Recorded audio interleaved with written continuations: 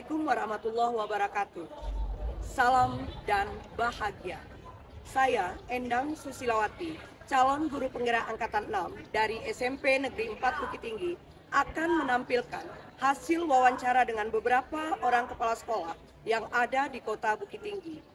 Dari hasil wawancara, kami akan mengidentifikasi bagaimana seorang kepala sekolah dalam mengambil suatu keputusan dalam menghadapi suatu kasus yang merupakan dilema etika.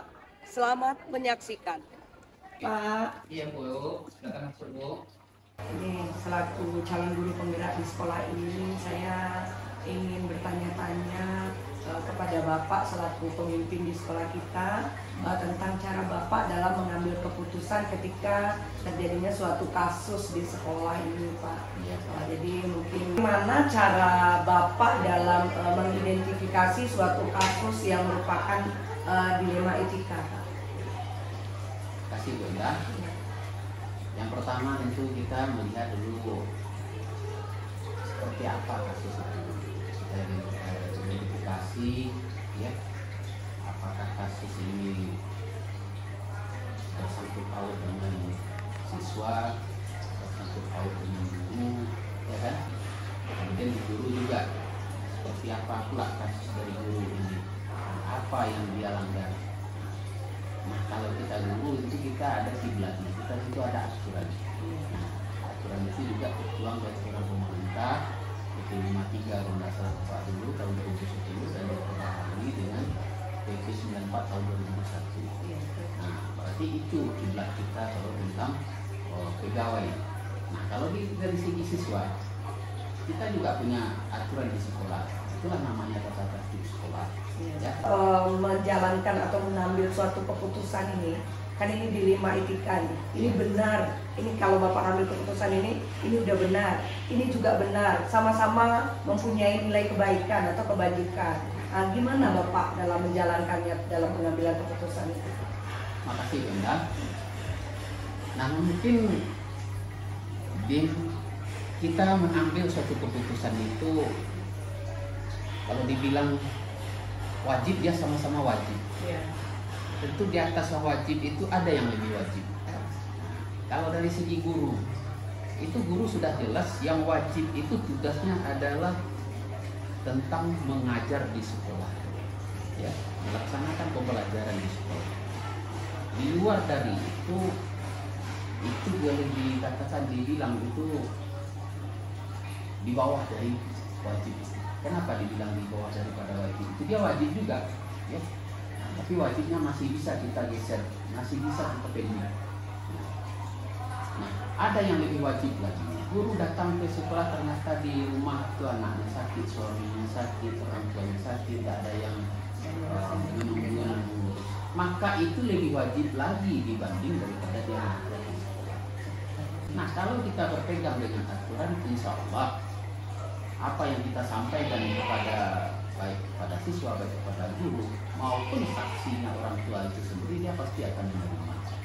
Kita harus bijaksana untuk mengambil. Iya, betul. Jadi selain kita sebagai guru bertanggung jawab dan Bapak juga sebagai kepala sekolah punya rasa peduli. Nah, ini kalau sudah melaksanakan tugas tapi ada kewajiban seperti keluarga yang tidak bisa mungkin tertunda untuk penanganannya. Jadi ada rasa peduli juga ya Pak ya? Ada. Harus kita utamakan sebenarnya. Kemudian kira-kira gimana langkah-langkah atau prosedur Bapak dalam mengambil keputusan ini? Kasih Benda. Nah, prosedur atau langkah-langkah untuk mengambil suatu keputusan, tentu kita sudah memikirkan baik buruknya suatu keputusan itu, tepat tidak tepatnya suatu keputusan itu. Ya, kalau kita di agama kita Islam, tentu kita berpijak dengan yang namanya Al-Quran dan Hadis.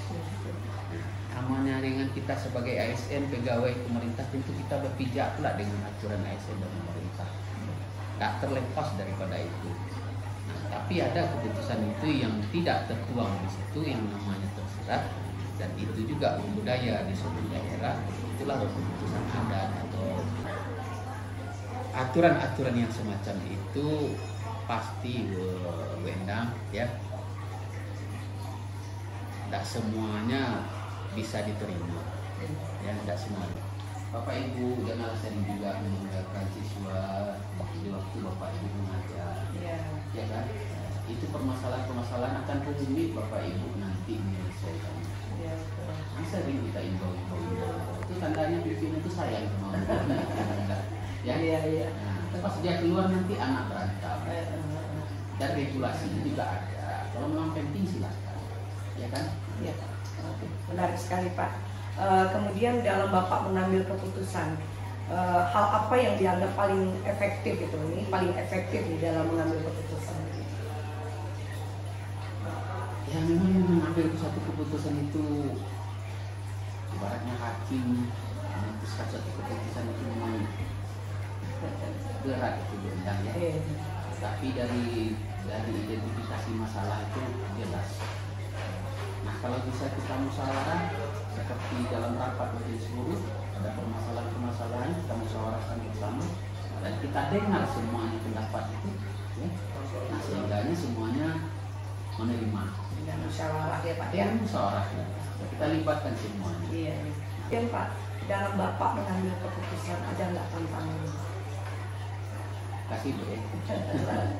Kalau kita sudah mengajak dengan aturan, ya, jangan ragu lagi. Ya kan, jangan ragu lagi. Ambillah, kita berpijak dengan aturan.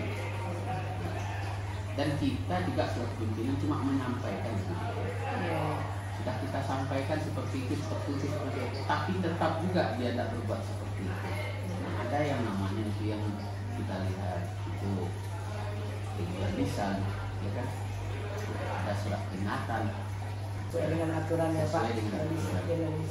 Iya. Dan tanggung jawab gitu ya Pak ya. Tanggung jawab ya. Tapi tetap yang namanya pimpinan tetap memberikan pembinaan. Terus Pak, ini misalnya Bapak mengambil keputusan ada suatu kasus nih, apakah ada tata kala atau penjadwalan khusus? Wah ini menangani kasus nih ada waktunya atau langsung Bapak mengambil keputusan saat itu juga? Gitu. Kasih Bu untuk penanganan kasus itu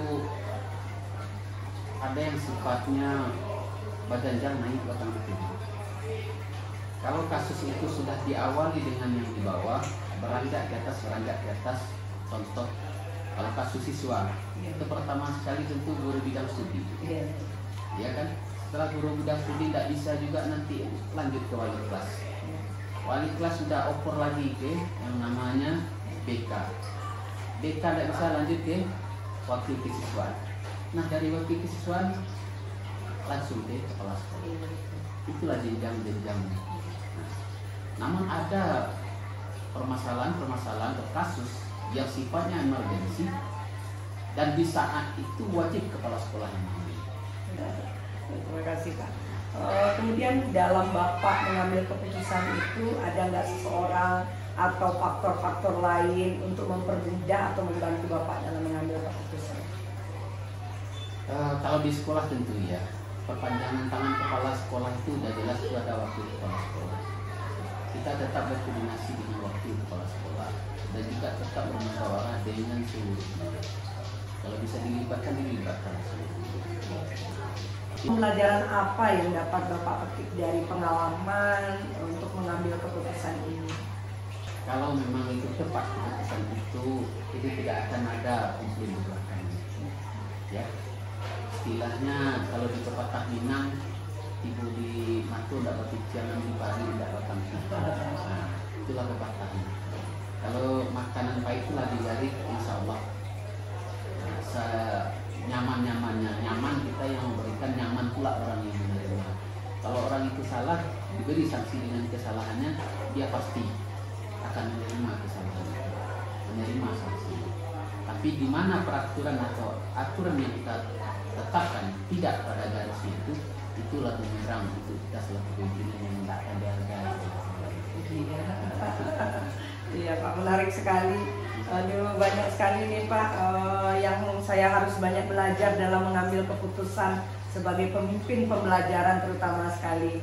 Terima kasih banyak Pak udah mengganggu waktunya. Sama-sama, Bu. Mudah-mudahan apa yang Bapak sampaikan bisa juga saya terapkan sebagai pemimpin pembelajaran ke depannya. Insya Allah ya, sama-sama bekerja sama. Ya. Terima kasih ya Pak udah mengganggu waktunya. Sama-sama, Saya mohon Bu. izin. Ya, Terima kasih Pak. Sama-sama Bu. Assalamualaikum. Waalaikumsalam warahmatullahi wabarakatuh.